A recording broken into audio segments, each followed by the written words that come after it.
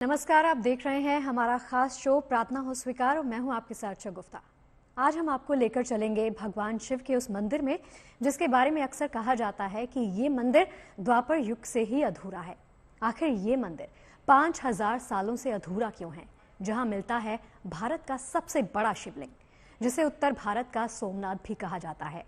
भोलेनाथ के दिव्य दर्शन के लिए देश के कोने कोने से श्रद्धालु यहाँ पहुंचते हैं, क्योंकि मान्यता है कि इस दरबार में लगने वाली बस एक हाजिरी आपकी मन की हर एक कामना को पूरा कर देती है। ओम नमः शिवाय।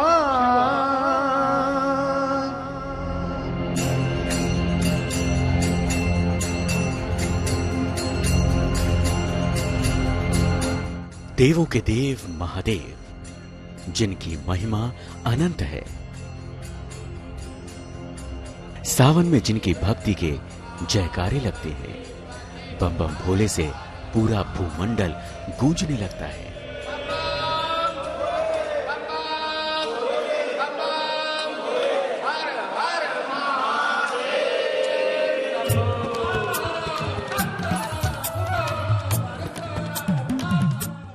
वैसे तो शिव के कई धाम हैं। हम सब शिव के 12 ज्योतिर्लिंगों की पूजा करते हैं, लेकिन शिव शंकर के इस धाम की महिमा किसी ज्योतिर्लिंग से कम नहीं है।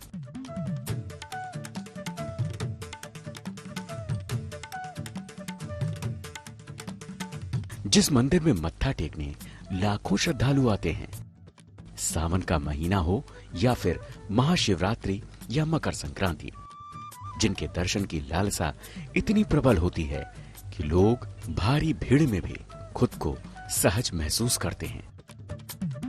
वहां दौड़े चले आते हैं, भोलेनाथ को जल चढ़ाते हैं, शीश नवाते हैं, बेलपत्र और धतूरे से महादेव का श्रृंगार करते हैं और खुद को धन्य समझते हैं।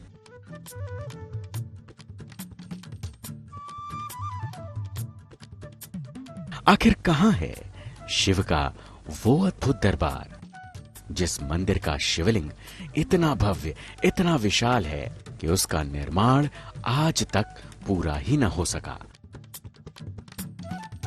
उस मंदिर का शिखर कभी नहीं बन सका।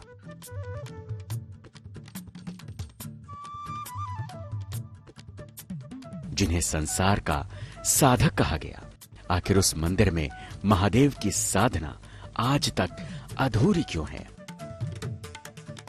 जिस मंदिर का सिरा द्वापर युग में पांडवों से लेकर धार के राजा भोज तक से जुड़ता है, आखिर शिव का वो धाम कभी पूर्ण क्यों नहीं हो सका?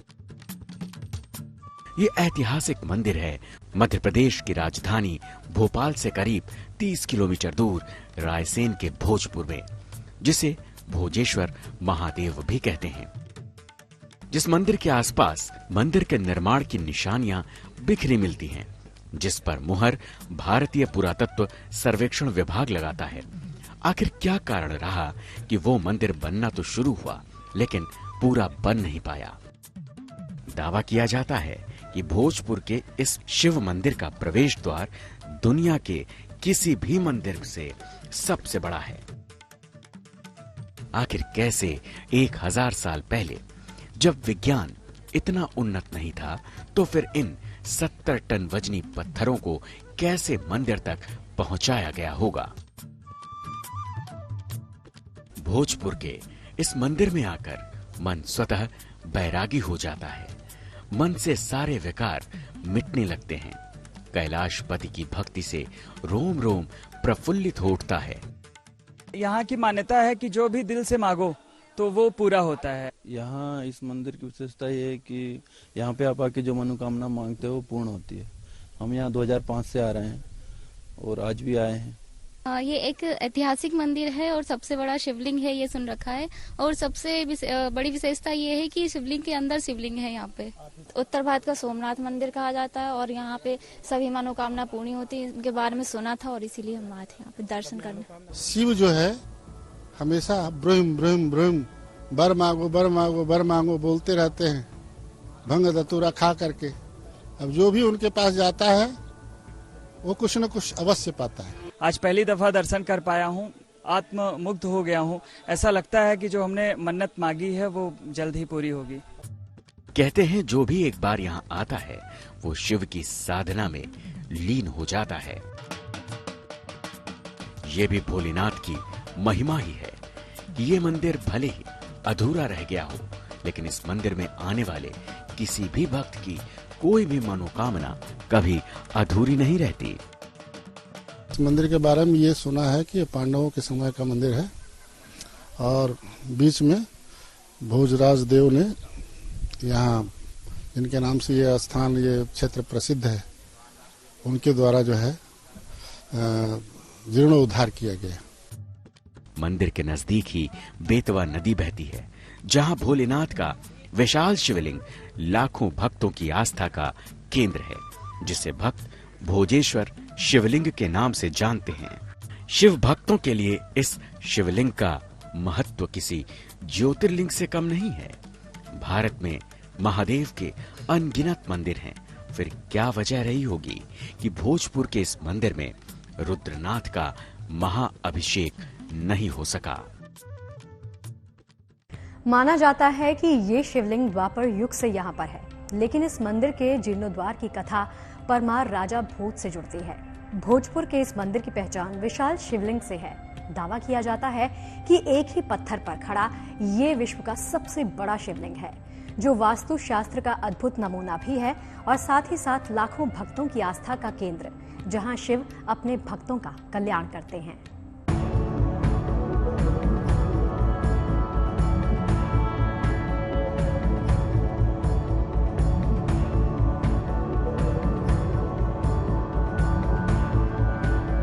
भोजपुर की पहाड़ी पर बना अद्भुत और विशाल मंदिर, जो दूर से ही भव्यता का एहसास कराता है।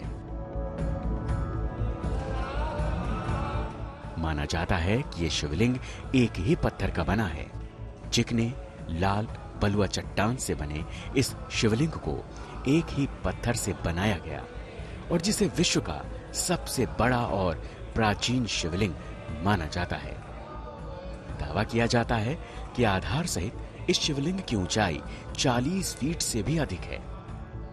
मंदिर 115 फीट लंबा, 82 फीट चौड़ा और 13 फीट ऊंचे चबूतरे पर खड़ा है। शिवालय जो है वो 21.5 फुट लंबे हैं, टोटल वन पीस में है, एक ही पत्थर में है। उसके बाद में 7.5 फुट ऊपर है जलाधारी के, 14 फुट जलाधारी के अंदर है, नीचे फर्श पे रखे हुए हैं। उसके बाद 20 बाई 20 फुट की जलाधारी है जो वन पीस में, उसको ऐसा सेंटर गोल काट के ऊपर से उठा के पहनाया गया। इस टाइप से इनकी मतलब यहाँ पे स्थापना की गई है। मंदिर में जाने के लिए पश्चिम दिशा में सीढ़ियां हैं।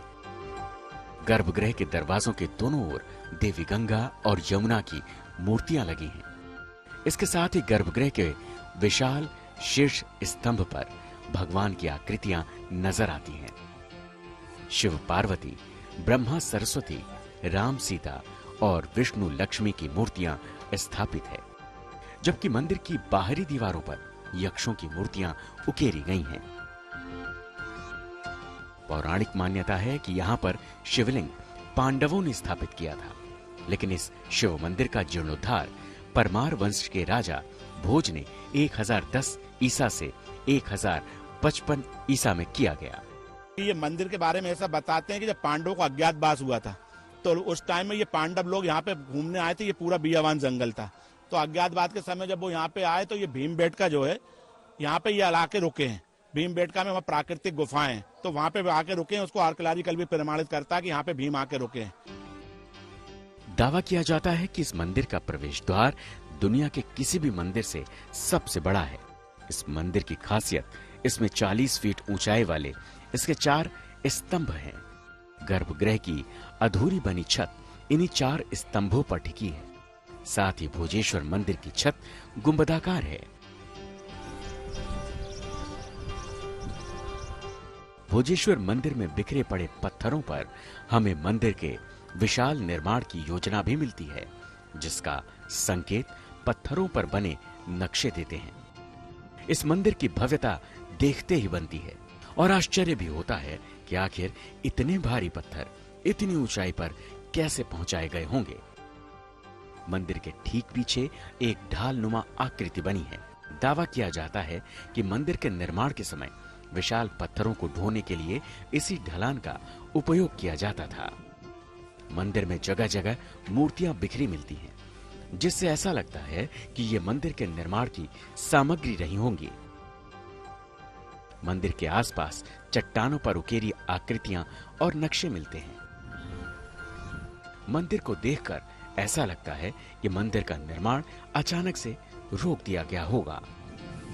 आखिर ये सही है तो क्यों मंदिर का निर्माण अचानक रोका गया?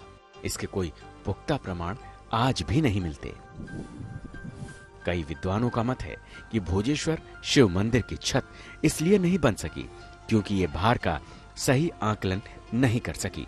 तब राजा भोज ने इस दोष के कारण ही इस मंदिर का निर्माण नहीं किया होगा और मंदिर के निर्माण को रोक दिया गया होगा।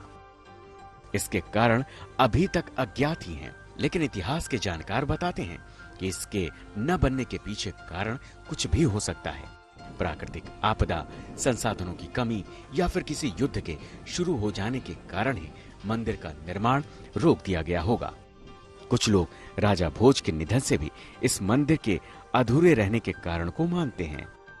लेकिन भोजपुर के भोजेश्वर मंदिर को लेकर कई पौराणिक कहानियां मिलती हैं, कई दावे मिलते हैं, किंवदंतियां मिलती हैं जो इस मंदिर की ऐतिहासिकता पर मुहर लगाती हैं।